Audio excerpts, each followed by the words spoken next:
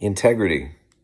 Integrity is, first of all, being true to yourself, then honoring your promises and agreements, and doing what you say you will do. So most often what this looks like is you say you're going to show up at a certain place at a certain time. You do that thing. You show up at that place at that time. You say you're going to do something. You do that thing.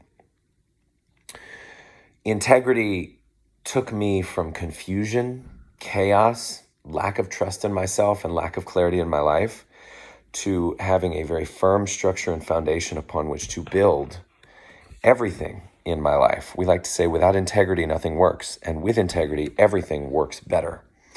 Why? Because if you can rely on yourself to honor your word, then you'll not only be lacking in that doubt or self-mistrust that most of the world has, but you'll be more reliable for those around you, and you'll be more reliable for the universe. Our word is a tool for creation, divine expression.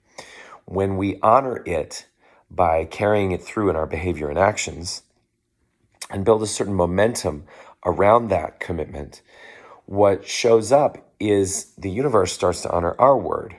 When we say chair, chair falls out of our mouth.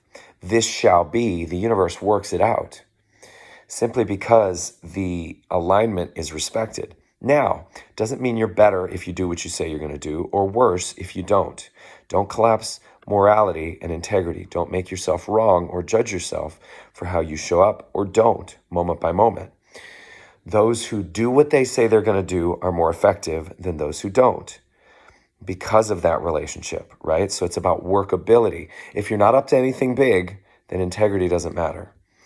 The extent to which you're up to something big is the extent to which integrity matters, and you'll be climbing the mountain with no top that integrity is, because you'll always find more areas to come into deeper integrity. There's the area that you've got your focus of attention on and the spotlight pointed into, where you're currently practicing and provoking and promoting more integrity, noticing your word, playing, for example, the integrity game. How many times during the week do you give your word and then break it?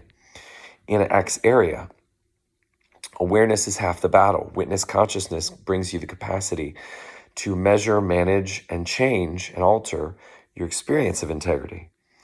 So for me, integrity occurred as me giving my word to something that's very difficult. I had no clue how I was going to do it, and then I found a way.